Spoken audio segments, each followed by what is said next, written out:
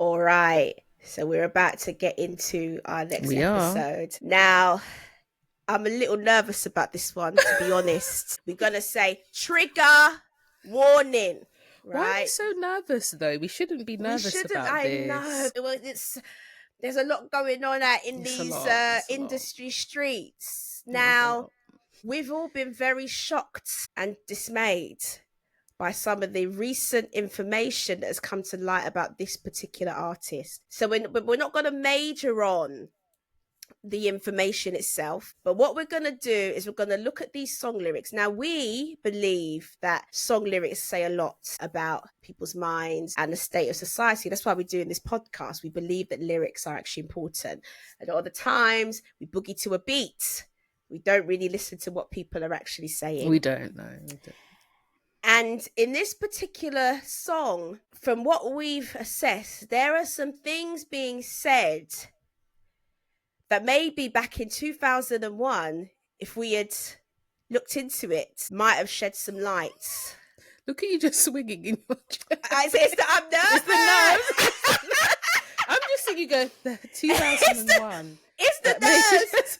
I'm trying to comfort myself. The rocking, you're rocking yourself like a baby, like there. But we're gonna be brave. We're gonna be bold. We're putting this one out in the atmosphere, right? We're going out with this one. We're doing it because it's important for us to get to the point where we can truly see that lyrics, that they are important. So without further ado, let me just give some facts about this song.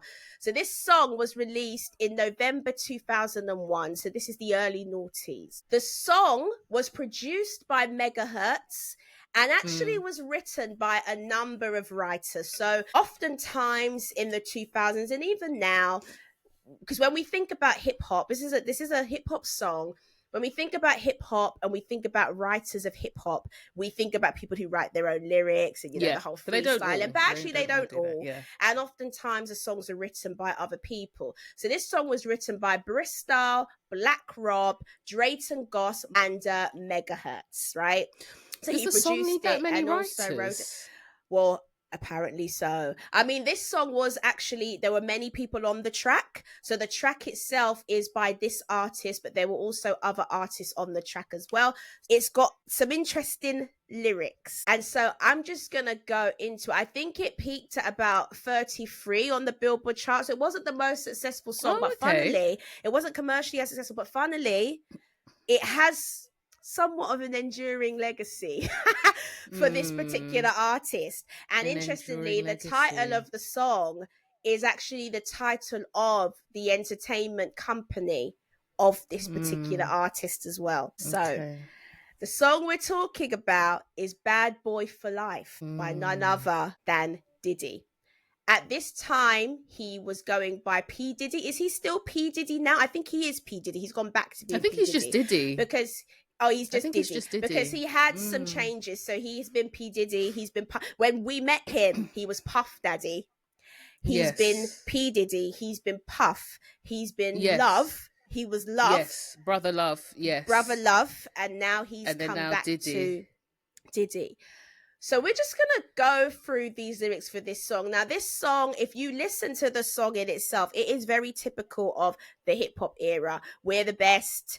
You can't beat us. It speaks of, it was actually a song off an album called The Saga Continues. And I think at this time, their whole music entertainment company had a bit of a shake-up, because you remember when I was a teenager, all the songs with Mace and Notorious B.I.G., like those are like the really popular songs. And Mace was obviously a big artist on his record label. Yeah. Mace had left. Mace also went through a transition. He became a Christian pastor, and then I don't know what he's really doing now because I don't follow. But he has a podcast now with Cameron. Okay, yes, Cameron, I've seen some of that actually. But there was a lot of stuff around him. He was going to go to 50 Cent's label. There was all this stuff. And we know 50 Cent has been beefing Diddy for many years. Many years. I wonder if that's why he tried to get Mace, actually. Right. So there was a whole thing there, and I won't go into that. But this was a song that was basically saying, we're still here. That's what he was saying. We are still here. We're still the best. And no matter what happens. And we're still bad. We're still bad, right? Bad.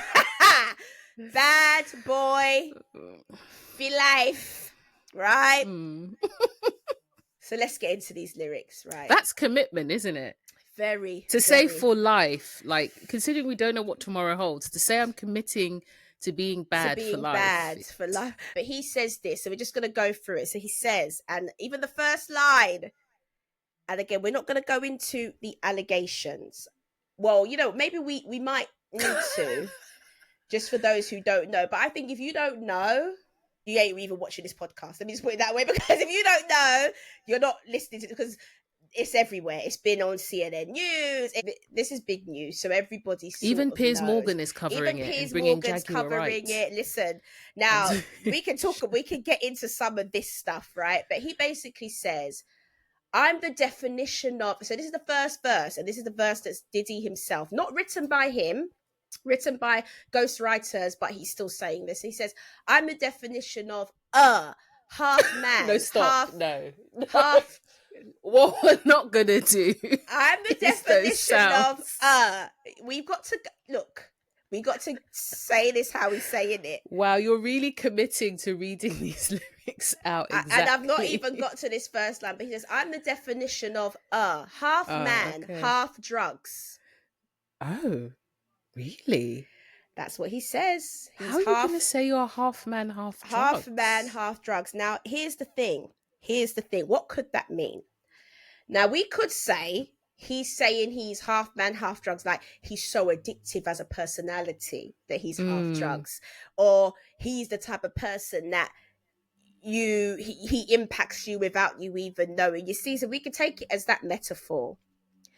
But then in light of all of the things that we have now seen have been alleged, drinks being spiked at events, people being pumped with drugs, and things occurring to them, when someone now says I'm the definition of half man, half drugs, you might take that more literally.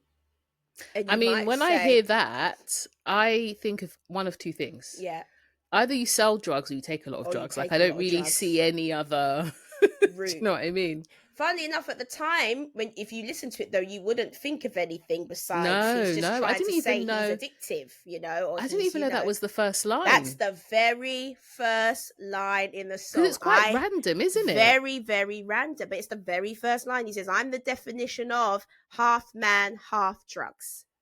Right? Wow. He says, ask the clubs. Bad boy, that's what's up. He says, after bucks, crush crews after us. What does that mean? So after bucks, so basically saying after money, right? After bucks. Okay, bucks. So they're chasing after money, and they crush the crews after them. Now again, crush crews. So the crews being my crew versus your crew. East Coast versus West Coast. Crews as in C-R-E-W. C-R-E-W-S. Not C-R-U-I-S-E. Right. Okay. So he says crush crews after us, as if to say we're on top. Okay. Any crew that's coming for us, we're gonna crush you. So then again, you see, we start to look at the time, with Biggie's passing, there was the East Coast, West Coast beef. And that was a big thing. P. Diddy was on the East Coast. That was, this whole side of things, that was Biggie. And then you had the West Coast, which was the Snoop Dogg, the Tupac, and so on. And he's saying, crush crews after us, right? So he's being when he says this, so read the drug and the club line again. Yeah, so let me read the whole thing again. He says, I'm the definition of half man, half drugs. Very Ask strange. The clubs. Bad boy, that's what's up. So he said, if you go into the clubs... So they know about this, but isn't part of what he did was, or what he's been alleged to have done and what he's been accused of, is doing some of this drugging of people in clubs and in parties? Yes. So this is where he said, ask the clubs. So the clubs know, and if the clubs knew, why doesn't they call the police? This is how you can interpret it, because actually, if we think about it, we know that there were people being paid to hide evidence. We saw the video of Cassie, which came out. We saw him assaulting her viciously. And that came out after the allegation. So somebody had that was footage that was available on the hotel cameras. That was, publicly, in a public space. So clearly somebody had been paid. And I think it came out that somebody had been paid to hide that. So he's saying, ask the clubs. Yes.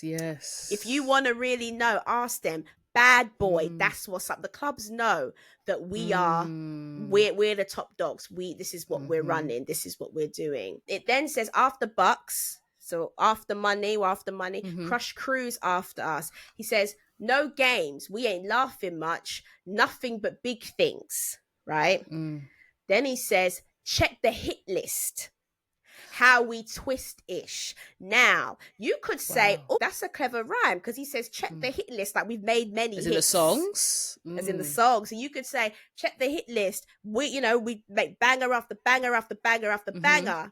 But then, if you really think about this now, and a lot of the accusations that are coming out about his involvement in the deaths of particular people and how violent he has, clearly is as an individual. We saw him beating up Cassie, all the things that have been said. If we go back to the incident that happened, and remind me, I don't know the year of this incident, it was in the 90s, but there was a shooting that happened.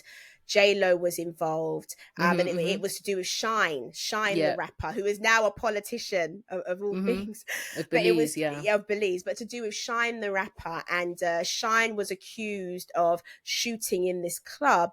And he didn't do it. And it's now come out, there's obviously a victim who was shot in the face who has come out to say, well, it was P. Diddy that did it. He shot me. Yeah. And the gun was hidden and all of this sort of thing. So he's now here when he says, check the hit list.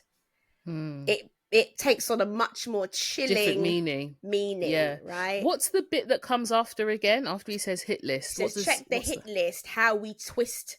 And he uses a swear word, which I won't say, but how we twist-ish, but how we twist things, right? So even that, check the hit list, how we twist things. So it's like, okay, look at my hit list and look at how we turn things around in our favor. Look at how we can twist things and cover things up. That's how you might. And again, all the things about this particular artist, P. Diddy, they are alleged. So I'm going to say they are alleged. We don't know. Ooh, they are all we know is that we've seen a video of him pummeling Cassie. There's been evidence found of videos and so on, but there's also a lot of conjecture and conspiracy around this as well. So we don't know. But if we look though at the how we twist things, let's say hit list is talking about songs and hits they've made. Yes. That second bit, how we twist things, doesn't make sense. No, it doesn't make sense. Because it makes more sense if hit list is about people they're coming for, they have come for. Exactly. And somehow no one's gone to jail. Look how we've been able to twist the narrative for our favor. And keep growing because it was post this that he was getting, the deals with Ciroc and, all of that. So it was post this that actually the business empire, Diddy as the businessman, because we didn't know him as a businessman when we were coming up. He was an entertainer, more money, more problems. Remember all of that in the video? He was doing the most. He was doing a lot. That's what he was known for. It was entertainment and fashion. And, he'd do the spin when he's on the stage and up in the videos. He wasn't known as a businessman. And it was post this that his business stardom began to rise. And it was even as late as 2023, I think he was given the key to New York City. So he was known as a businessman and a mogul, and he was well respected in the community for his business ventures. But here he's saying, check the hit list, how we twist ish. Then he says, what changed but the name? So he's saying, nothing's changed, just my name, because he likes to change his name. He's got a new name now. That. He says, we're still here. You're rocking with the best, right? He says, don't worry if I write rhymes, I write checks. Checks. I remember that line. Yes, so you get it? Because he's saying, because there was a time where 50 Cent was coming for him about the fact he doesn't write his lyrics, he's not a real rapper. And he is saying, truthfully, don't worry about if I'm writing this song, I write the checks. So he knows he's paying the people. What? I think it does matter, actually, because the thing is I have always wondered, why was Diddy so pressed about becoming an artist and being at the front of the camera? He was really a label executive. He was behind the scenes, but then he would bring talent in sign talent and then almost compete with them or try and dominate bizarre. them. And it's very odd, isn't it, that he had to become the artist, and then even brags about, I'm pushing myself to become the artist, but I'm not even going to write the songs. I'm just going to make loads of money off it. I think if we really go into these lyrics, and I'll ask some questions about this, but I think it says a lot about his persona. It does. It says a lot about the type of personality that we're dealing with. And, you know, this braggadocious thing, you know, this is what hip hop evolved into. But actually, the roots of hip hop were very conscious, actually. The roots of it. And actually, there was a time in hip hop where swearing wasn't even, we didn't swear, we weren't braggadocious. We rapped about, it was like rhythm and poetry. We rapped about things in communities, the malaise of society, the story. We were telling stories about our life. And it somehow descended into, we're just going to be braggadocious. It doesn't matter if we're talented or not. It's just all about the money. So it says a lot about his persona and the things he holds dear. And then it begs the question, why was he so heralded in the Black community in the first place? But we'll go back into the lyrics. So then he says, who's the boss? As in, who's the boss? I'm the boss. Dudes is lost. Don't think because I'm iced out, I'm a cool off. So when he's saying about don't think because I'm iced out, you might take that to be, you know, don't think because I'm iced out, you know, I've got all my, because I'm rich and I've got all the drip, wealthy, you know, wealthy, all of that. Don't think because of that, because I'm all iced out, that I'm a cool off. But when we think about his anger, again, it's like, don't think because I'm iced out, like, don't take me for a sucker. I'm not gonna call, like, if you've done something to me, I'm not cooling off. I'm gonna come for you. So there's mixed ways you could take that one, but based on everything, don't think that I'm not dangerous or scary. Still be afraid just because I've moved up the social mobility ladder and I'm rich, I'm wealthy. Don't think that you shouldn't still be afraid of me, because I will not. I'm not cooling off on these things. 100%. I'm a cool off. Who else but me? And if you don't feel me, that means you can't touch me. He says, it's ugly, trust me. Get it right, dog. We ain't ever left. And then this last line, last few lines, we just moved in silence and repped to the death. It's official. I survived what I've been through. Y'all got the drama. And then obviously the line of name of the album says, y'all got the drama. The saga continues. Right? That's the first. And then he says, we ain't going nowhere. We ain't going nowhere. We can't be stopped. It's Bad Boys for Life. Because it's Bad Boy for Life. So I just think that there's so many things in those lyrics that if we think about Diddy's persona and all the things that we know now, is all very, very chilling. But I just want to put this out there and ask this question. Why do you think in these hip hop songs and in this music, because I think just reading the lyrics, we can see it's braggadocious, it's about danger, it's about all these things. Why is that popular, that braggadocious line? Why is that the thing that, you know, we seem to flock to instinctively in certain types of music, hip hop, it's potentially R&B as well, I'd say. Why has that become the thing? Why is it so popular? And yeah, why more and more, why have we seen an increase in that kind of braggadocious thing in the hip hop space? You know what? I think because it's fun. It's entertainment, isn't it? But that's where it should stay. I think the problem arises when people start to actually think, oh, I should model myself after this person and what they're saying. Oh, I should be braggadocious. Oh, this is what it means to be successful. I'm going to pattern myself and my life after what this person's saying in their music.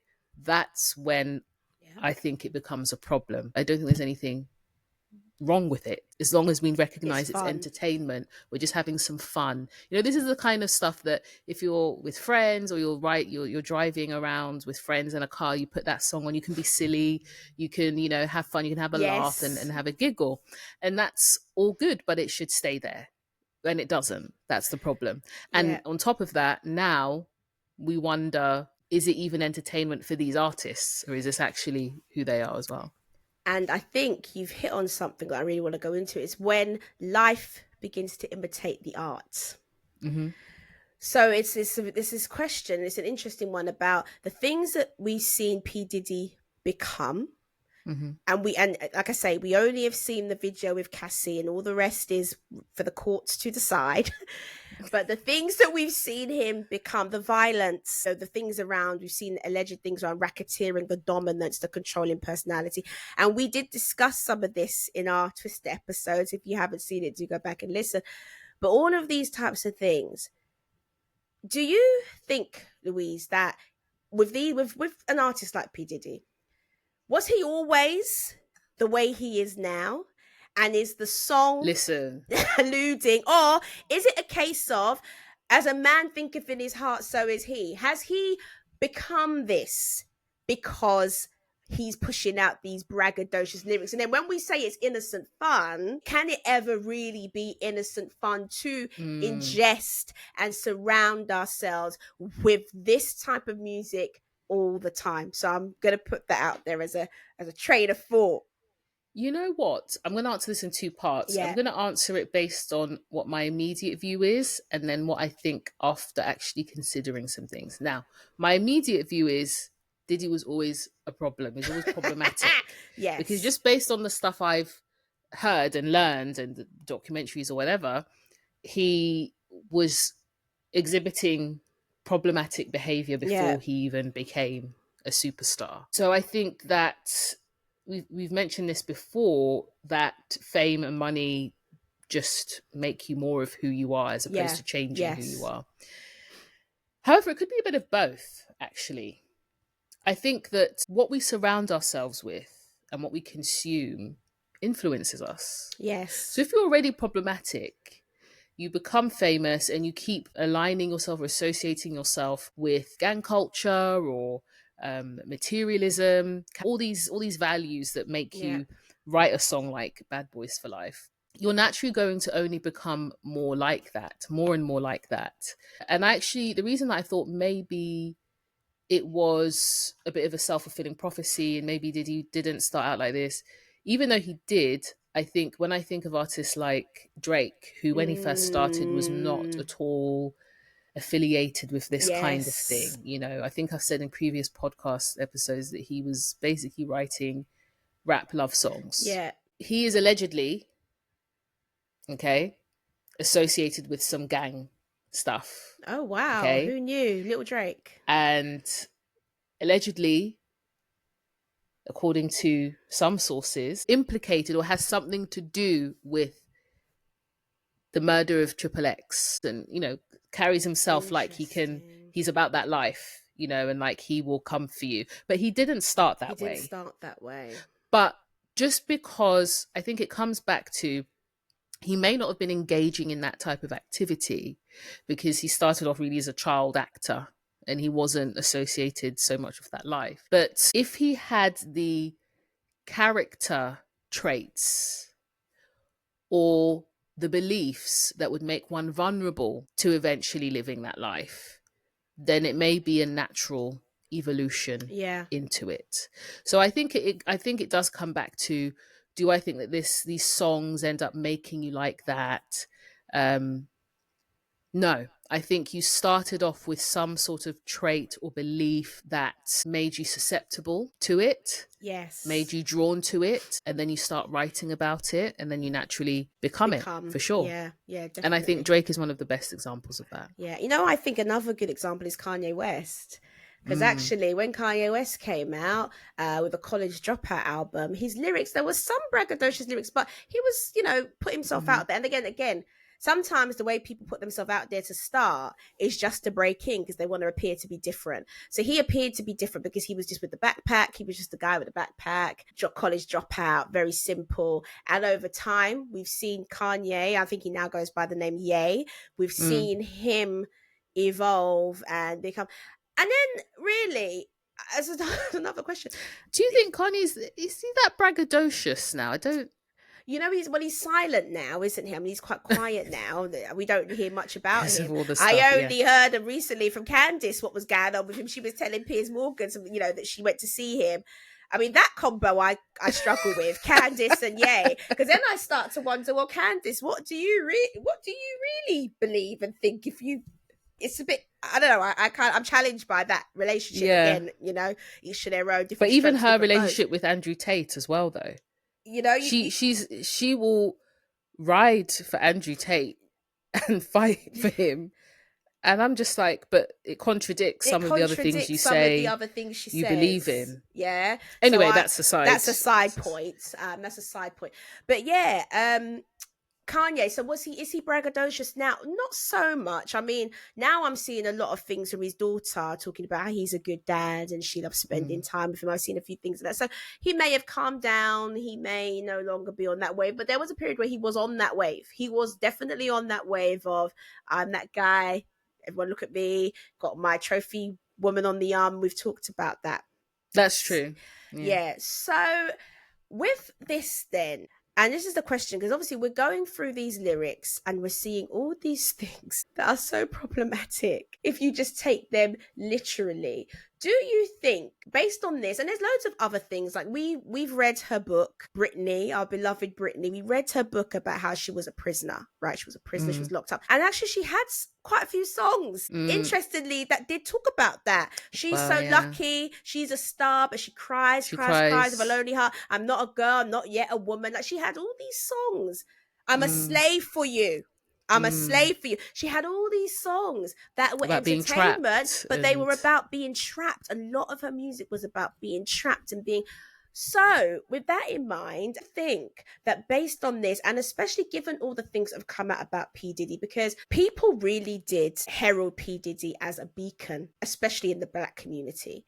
We have the beacons in the Black community and we know who we think they are. It's the Jay-Z's, it's the Beyoncé's, it's the P. Diddy's, the people who pulled themselves up by their bootstraps and made it big, and they've done wonderful things for our society, and they do philanthropic stuff, and they're always out there as great examples of entrepreneurship and making millions. And then unfortunately we found with P. Diddy that really it all came, it seems to have all come off the back of a life of crime. So do you think he's been that heralded? I've always just felt in my spirit there's something off with Diddy. You have. And I don't think he's been, I think he's been imposed on us, and he's imposed himself on us. I don't know if necessarily, obviously there'll be pockets of people that herald him, absolutely. I think more so in America, but I don't think I don't really see people, like the public, saying, oh, I love Diddy, he's so great, I want to buy all his music. But you know, in the public, I would agree, but you know what really matters though is not necessarily the public. I'm talking about Obama, Michelle. I'm talking about the people who matter, who put you in high places and give you the keys to the city of New York. And that's what I mean. He's been imposed. Yes. On the people. But that's the stuff though that, you know, when we're looking for examples of Black success and Black excellence, the first people that come to your mind, and it might be an imposition, but what comes to your mind? We're thinking of those people. When we think about Black excellence and Black success, those are the people that we're thinking of. No longer P. Diddy now. I think Diddy not so, and I could be totally wrong. This is from my perspective, right? And from what I see and understand. I think it would be more of a Jay-Z than a P. Diddy, because the thing about Diddy is he's had these accusations against him for not giving other Black artists their publishing for so long. There's a recording of a radio argument that he had with the Locks about him not giving them rights to his music. And that they left without any money, and they only made one album from him, but they can't, it's like they're trapped, they can't make any money for the next 10 years. And they're having a live argument on the radio about this. This was many years ago, and Wendy Williams was of course, she was a big monumental and pivotal in airing out Diddy and keeping her foot on his neck and whatnot. So I think with Diddy, he's always been a bit questionable. I think there's always been, from my view, there's always been that there's been people who love him, absolutely. But I think there's also been a lot of doubt and question around his integrity and who he is and his character and all these things that have come out. Whereas if you look at Jay-Z, what's really come out about him? Yeah, nothing really. There's not much. He's been married to one woman. Just Beyonce. He's not got, from what people know, he does have other children, But from what the public know, he doesn't have like 5 yes, women on his arm every other day, new girlfriend swapping her in and out. He, I would say, would be more of what people would herald as black excellence, more than P. Diddy. And just speaking for myself personally, knowing that he has robbed other black artists automatically undermines him and undermines his credibility. And you might come to this, there might be a question about this later. But he said basically that he'd acquired all this wealth, he had become this famous person, but then he asked himself, like, is this really enough? Is this really his purpose? Is this what he's meant to do?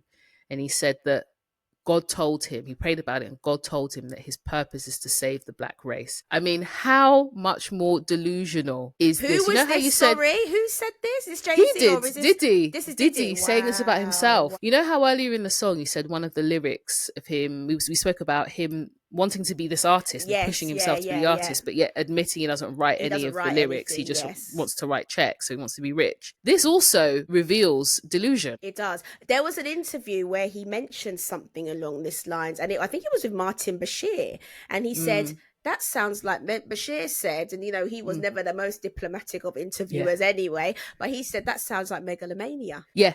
And so can you see, I feel like a lot of people in the outside world could see had question marks over Diddy. You can never really know because you don't know what they're doing, but something just didn't seem quite right. And I would agree with that. Okay, so maybe he wasn't as heralded, but he was still up there. He was famous. And then, like I say, we still do have the Jay-Z's, and yes, we don't know much about them. We don't know, but these are the people who are heralded in society for the things that they have and potentially represent. But I think it's more the things they have. And so I wanted to talk about that. Like what when it comes to these people, because we look at the whole P. Diddy thing, again, you mentioned there were always questions, but yet when all this stuff came out, people were shocked. People were like, no, it could never be. Some people, obviously people who know, but there was a load of the clubs knew. The clubs weren't shocked. He said the clubs knew what was up. They knew. They knew. But the point is that we, have always bigged him up for, he's made a lot of money and all this type of thing. And I think, in particular communities, and I would say in the black community, definitely, but I think in other communities as well. But there are types of people that always seem to be, when we think about goals, right? Or we think about success, we think about these types of people, and this probably is where, I'm not about life imitating art, but this is where, in the songs, these are the things that we sing about, we rap about, all this type of thing. The young people, this is what they want to be. I want to be a mogul, an entertainer. What are and we've touched on this so many times, but I think, what would you say, Louise, are the downfalls of us as a society, or just even as a person aspiring to be like a P. Diddy? You want success, you want money, you want all this type of thing. What would be the downfalls of aspiring to that? Yeah, I just want to say that you're right in that he was heralded by the powers that be, by powerful people. Yes. I think they have honored him, heralded him. He also has tried to make us honor him and herald him by calling himself Brother Love, and that he is the epitome of love. So just to answer your question, there's not necessarily inherently danger. And I'll say why. If we just take a step back and look at Diddy's journey at a very surface high level, he is someone who didn't come from much, who lost his dad at a young age, who is a person of color. And just looking at it from afar, he's managed to make a name for himself. He's managed to not only become wealthy, but well-known, famous. And from what you see, he speaks at universities to students that are graduating. He wants to uplift the black race from what he has said. And so on the surface of it, looking from afar, this is someone who didn't come from a lot, who faced a lot of adversity in their life and has managed to persevere, keep going, stay relevant over decades. Over decades, and amass wealth. And seemingly he's a good dad. He loves his children. Okay. It's when we look beyond the surface, okay, and we look at, if someone wants to be like Diddy, are there some details actually that we should question? So, okay, he's rich, but upon what basis has he made that wealth? Upon what practices and principles did he get there? From what we can see, and from the little we know, we don't know all the details, but from what we do know, there was some cheating of other people in there, not being honest with artists, and greed involved. Even if we just look at his show, what was the show where he had young kids come on to it was audition? Called why can't we remember? Where he made them walk down the street to get the ice cream. Cheesecake. To get cheesecake. Yeah, to get cheesecake. Walk from Manhattan Apparently to that was for Beyonce. Who knew? Yes, yeah. Who knew? But you know what? What is it? It's just Beyonce's being blamed for everything now. People are just saying, "Oh, it was Beyonce's fault. Beyonce was," and I'm not like a Beyonce fan. But her name is being thrown into everything. And I'm like, wasn't she busy? I want to touch Wasn't she busy on tours? How did she have time to apparently be... she was sitting in the room making the band. How did she have time to be part of making the band and get cheesecake? So I don't know. But the truth is we don't know. But yes, people have said that and I find it very hilarious. The way he treated them, young kids who I would presume have also not come from much, or at least have a dream they want to do better in their lives. They have a goal to achieve, and he's kind of taking advantage of them and humiliating them on TV. Yes, we also have some insight into his character and people may not agree, but he's got multiple children by multiple mothers, women. And some people might say, oh, that's judgmental. But yet we can look at Nick Cannon and say, oh, why has he got 12 children by like 11 different mums or whatever he's got? Exactly. It's a similar thing. P. Diddy may not have 12 kids, but he's still got a lot of children by different mothers. And if we just look at the detail and look beyond the surface, that may reveal some things about him. What is his willingness to commit and to stay faithful and to stay consistent? And say what you like, I fundamentally do believe that having many children across many different homes, it does affect the children. It does. Oh, it definitely does. It affects them. It definitely it's not positive for them. In like being a Nigerian, I think if you know anything about Nigerian families, maybe not in this generation, but previously, like polygamous families, and if you are from that, you know that having multiple children from different moms, it causes challenges. It does. It causes and it does so many issues. And there's no way you can say otherwise. Yeah. And so that might tell us something. Some of the things that he's even just said, now people are putting out interviews that he's had in the past where he's kind of telling us what he does. There was one clip that came out of him saying when he has a party, he locks the doors. He makes sure it's very hot so that people are sweating and hot because they're more, vulnerable, basically. So, if we look at things based on a surface level, someone wanting more for themselves and then going to give back to the community. But the question is, by what means has Diddy acquired those things? Right. And so that then becomes a problem, because is it by any means necessary that one would want to be like Diddy?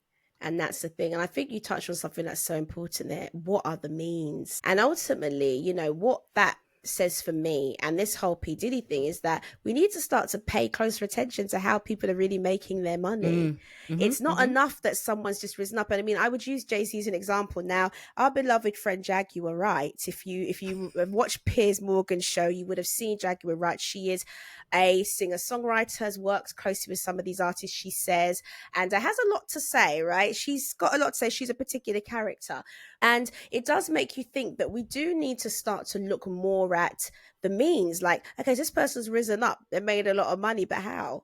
If we really break down what they do on a day-to-day basis, how? Like, you could look at Bill Gates and say he built something, he built a company, he made software, you could look at Jeff Bezos and say a similar thing. But when you're looking at these people, like, what's the trajectory? Anyone that kind of was not really doing much and then all of a sudden they've blown up, you kind of have to start to say, how did that happen? How did they do it? So that's, a point you make about us as consumers looking at these things. But then thinking about Jaguar Wright, I want to take it the other way, because after the whole scandal, the scandal has come out, there has been so much out there now. There's one conspiracy after another. It's just so many things, a lot of lawsuits.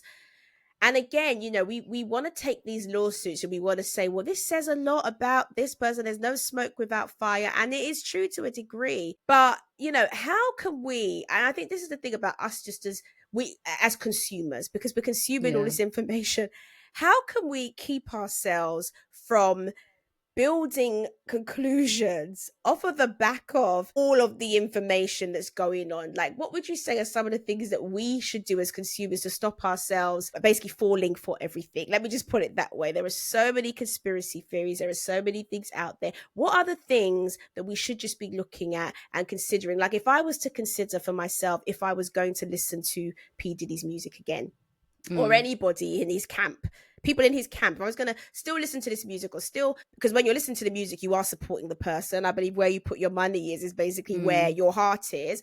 So what things should I be considering away from the conspiracies and all of this? What things should I be considering if I'm thinking about where should I put my money? What should I buy? What should I consume? The truth is, though, that we don't know what any of these celebrities are like behind closed doors. Yeah. And there are many artists that could have been involved or could be doing worse. We just don't know yet. At the end of the day, people were listening to P. Diddy, 5-10 years ago without any knowledge of the depths of his depravity. Alleged depravity. Alleged. Alleged. So the thing is, should we just then put it all down? Should we just stop consuming anything from any celebrity because they might be doing this stuff and we just don't know? Because if we keep listening until we find out, is that just as bad? So I don't know. I personally, this is one where I don't think there's a right or wrong in terms of should you be listening to their music on Spotify or not. You will be giving them some money. That is true. And if you see or know that someone is abused people or done things that are, criminal and hurt people behind the scenes, you may decide, well, now that I know this, I don't want to consume the thing.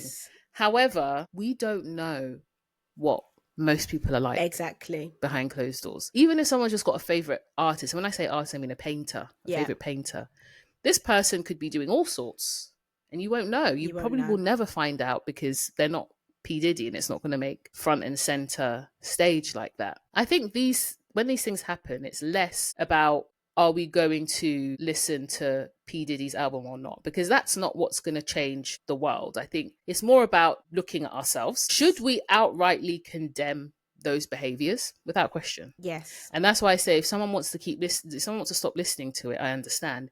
If someone wants to keep listening to it because they personally have detached from the artist and they just they enjoy the music and the way they see it is, well, if I stop listening to the music of all artists that have done, then I won't have any music to listen to. Yes. So whilst I understand those two views, I think in addition, it is a call for us to also hold ourselves accountable to who are we giving platforms to? Yep. 100%.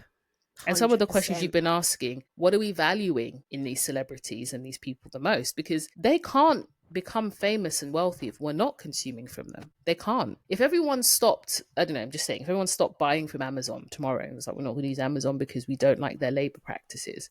Amazon's going to have to change. They're going to have to do better. And the thing is, because of social media, we're going to know if they've done better. Yeah. We're going to be able to hold them to account more. So this is a chance for us to also look at who are we giving platforms to?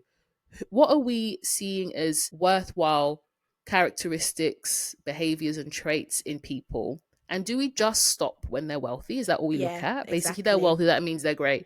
Yeah. And I think I'll end with this. I think this is from what I have seen and observed and perceived. In America, wealth seems to equate to being a good person of character and just being successful in life generally.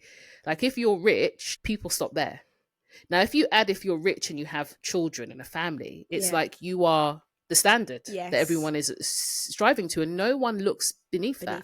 I've even seen situations happen where even when the person is very questionable, people will say, oh yeah, but look what they've achieved. Look at how much money they've amassed. Look at their net worth. That's how it goes. They must be doing something right. We should follow them. And I think that's the direct reason why America has some of the challenges it does. Yeah. Because being a person of character is equated to being a person of wealth. Yeah.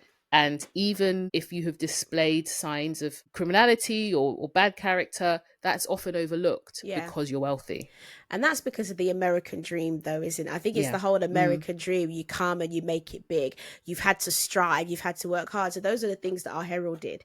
So if somebody has pulled themselves up, like I say, by the bootstraps and made it somewhere, they've got to have some inherent goodness in them or some inherent character that's enabled them to do that. Anyone that can tap into this American dream has got to have something great about themselves, and then we overlook everything else. That's because I feel like that's foundational.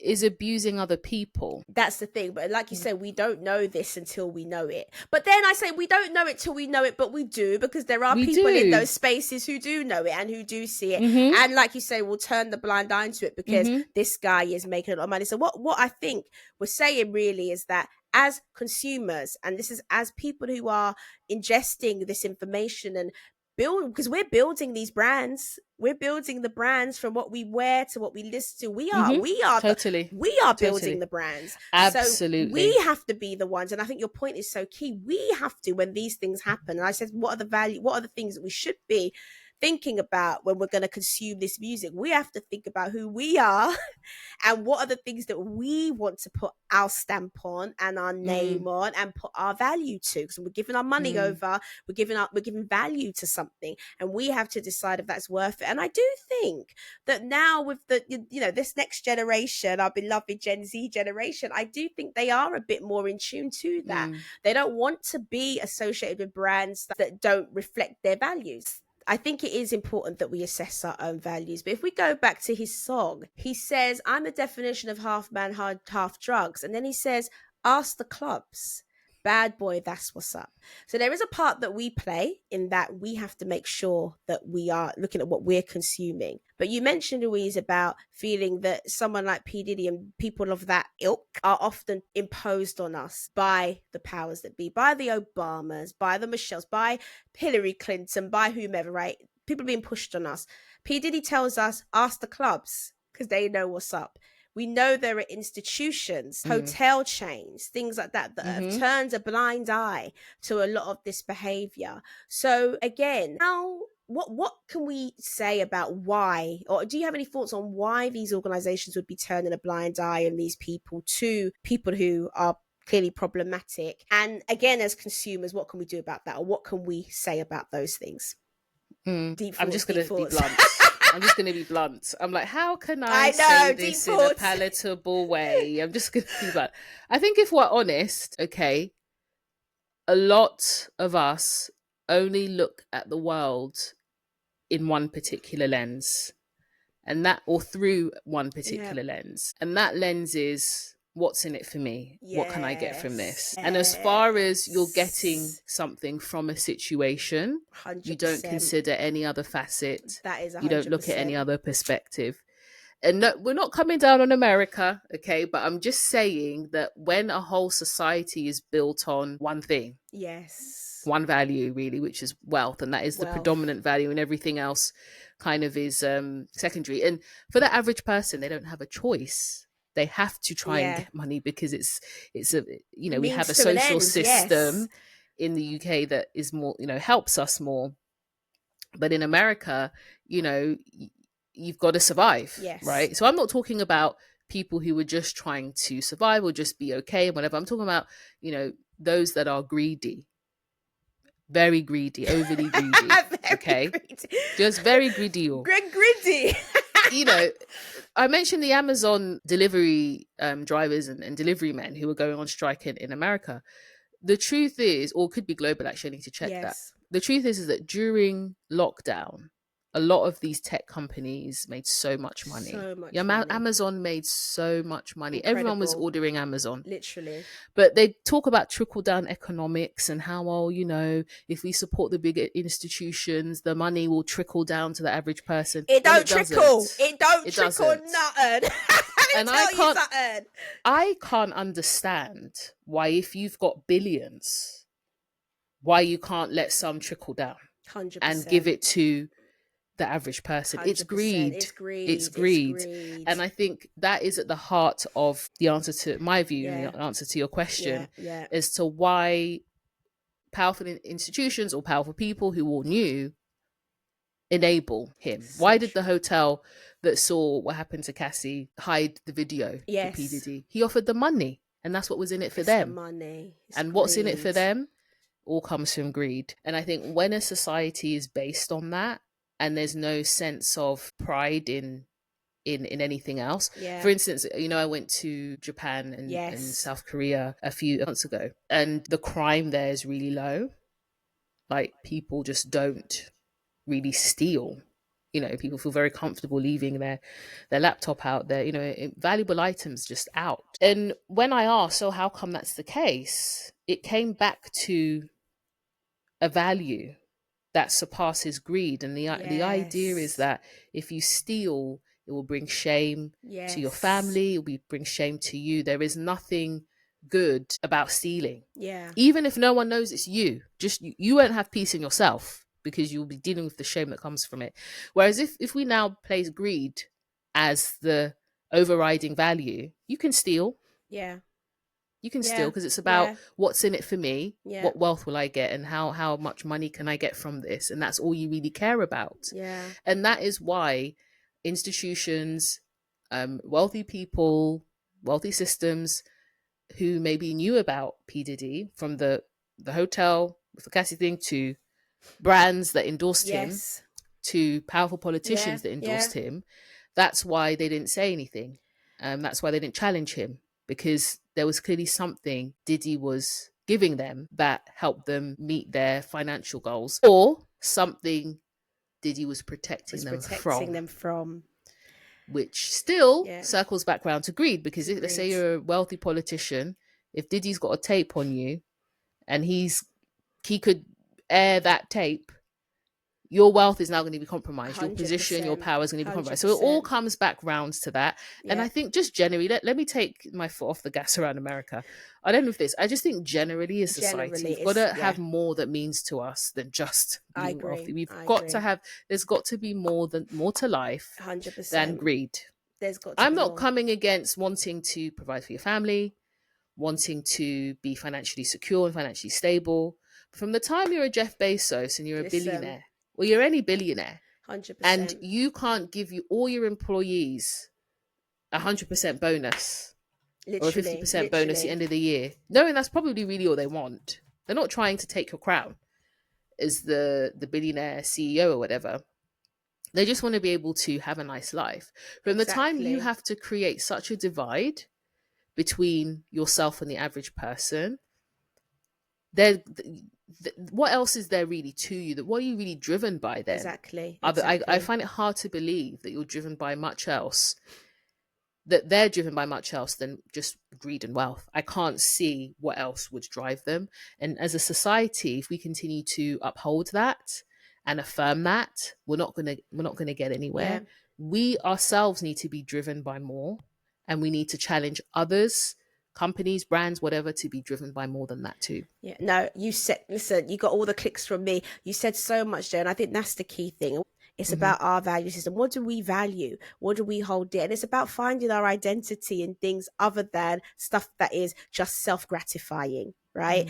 Wanting more. And there's even studies that show that once you earn past a certain point, having more of it doesn't make you any happier. A lot of millionaires are depressed. They're depressed. So it's interesting, this thing of you trying to amass more, but you're almost amassing more depression, as then you have to find more things to give you a thrilling life. And it's almost like it becomes this whole cycle. I wrote an article about this. I don't know if you read it, called The Gap in the Gain. It talks about the gap in the gain. No, I don't think I read that one. You've exposed yourself, Oma. I thought you were reading all my articles. No, I was, but tell me more. And then I was... No, I just wanted to quickly say that there's a term for it. It's called the hedonic treadmill, where we're constantly chasing this ideal, but the ideal changes once we reach it. So let's say the ideal is to make £1 million, okay? But then once we make £1 million, we want to make 5, then 10. And then once we're a millionaire or a billionaire, now we want to be famous. Now we're never happy. It's never ending. It's never ending. And that's why we have to take ourselves off that hedonistic treadmill. We've got to find a sense of hedonic treadmill and find something that is a more satisfying than just acquiring, acquisition. You can only acquire so much, and if acquisition and gaining more and more of a thing is what's going to make you happy, you're always going to be in a general state of unhappiness, you know. So I think that that's so important. And this is the last thing I say. Healthy institutions, organizations, and people need to start being forced to trickle down. Because it's the average person working in the organizations, making them profitable, making them successful, and they remain struggling, trying to make ends meet month to month, while the greedy, wealthy few at the top are taking it all. Now, I've got nothing against people who are wealthy and rich. Like, I don't think that there would ever be a society where everyone has the exact same amount of money. But I don't think that's what most people want. No. I think it's about being fair. Equity. And not being greedy. 100%. You know?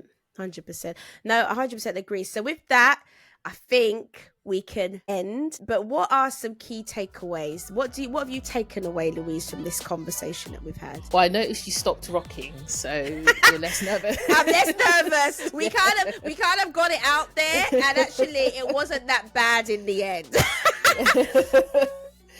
I think my biggest takeaway is really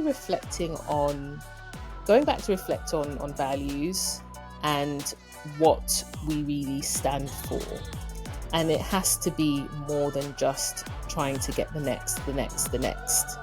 We've got to represent and stand for more than that, lest we fall prey or fall victim to some of the things that, you know, the likes of Diddy have, or anyone that's in a powerful position and has a lot of wealth has. So definitely we've got to stand for more than just wealth, greed, riches, and external things, and really stand for more than that. Yeah, and I think ultimately for me, it kind of boils back to really taking a deep introspection about what you're consuming and why am I consuming this? What feeling am I getting from consuming this thing? Is it purely self-gratification?